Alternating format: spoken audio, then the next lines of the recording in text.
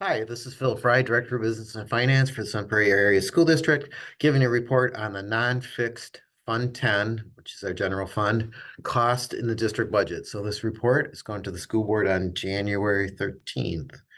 So what have we discussed this far? If you remember back on September 9th, we spent quite a bit of time going over what we were calling fully fixed or reasonably fixed cost. That represented 27% of our budget. There's a link to that report right here, so you can click on that link to refresh your memory or for the two new school board members. Also remember that 66% of our budget is for salary and benefits, not included in fixed cost. So 93% of our budget is connected to salary, benefits, or fixed costs. So that would leave about 7% left over for supplies and equipment, and I'll spend a lot of time on that. But before I go on to that, I just want to make a note here that to do this analysis takes a lot of work for the business department. This is not something that's typically asked and accounted for. We can, if somebody wanted to say how much money do we spend on the fire department, we can easily run a report on that, or how much money we spend on transportation or elementary schools. When you get into fixed cost and not fixed cost, that is not a report accounting that the state of Wisconsin requires.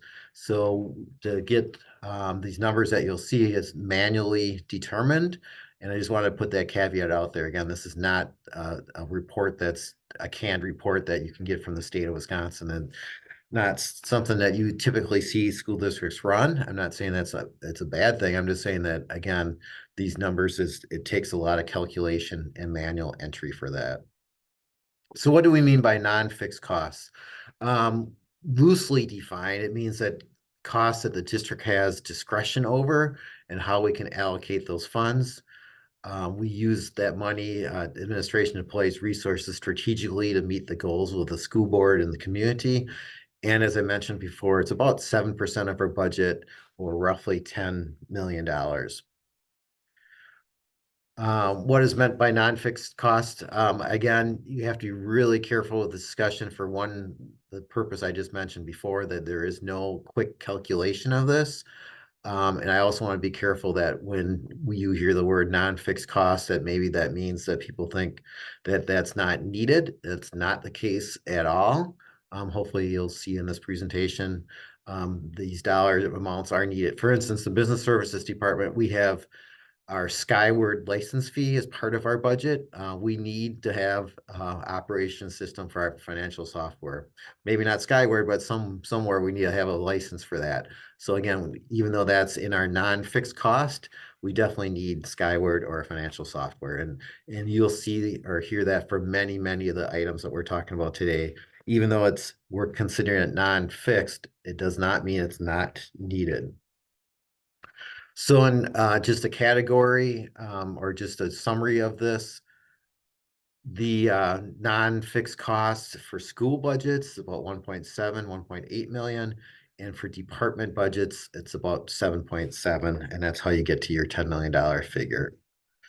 So let's spend some time on school budgets. I think maybe people don't know how school budgets are calculated, so this is a great discussion. So we give schools a per pupil allocation. So every student at the elementary is say worth $150, maybe. That's not the exact amount, but then we multiply that by their third Friday count, and that's their budget, their building budget. Then in addition, a few years back, definitely for equity, I put in place that schools that have a higher economically disadvantaged percentage rate, that those schools receive more for a building budget. So for example, West Side at nearly 70% free and reduced receives almost double what an average elementary school does, that's at or below our district-wide percentage rate for economically disadvantaged. So hopefully I didn't stumble over that too much, but again, schools that have low or higher economically disadvantaged students receive a higher per pupil basis.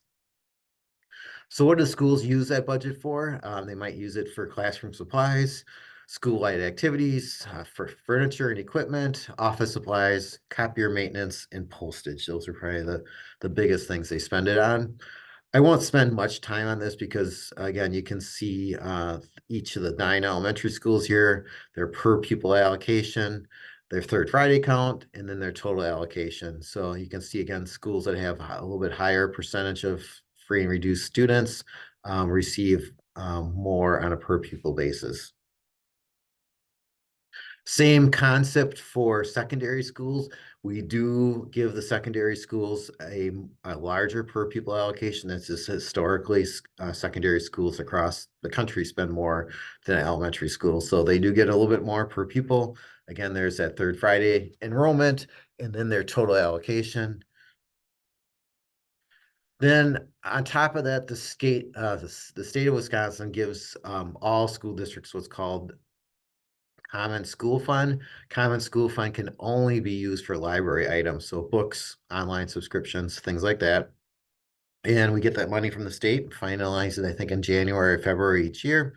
And then that money gets turned right back to the schools that they spend it.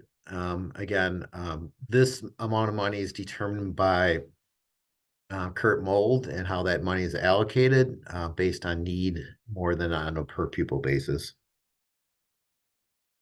So that's the school budgets. Then remember we have district support budgets. Um, each budget to go into would take hours and hours of time because there's tens to hundreds to thousands of line items on each budget. So we're not going to go into great detail for each budget item, but we'll give you an overview of that. Again, some of the common areas that the district support budgets are for office supplies, again, furniture, professional development and training, association dues, postage. Again, those are some of the common items that we purchase. So I'm going to break down the district support budgets in a few areas here. So the first one, school board and superintendent. You can see, I'm not going to read through all these because you obviously can read what each department or area spends for a budget. Notable things in this area would be for registrations for professional development, travel, publication notices. So all school board meetings have to get publicized in the Star newspaper. And then there's an expense, a pretty big expense to that to get.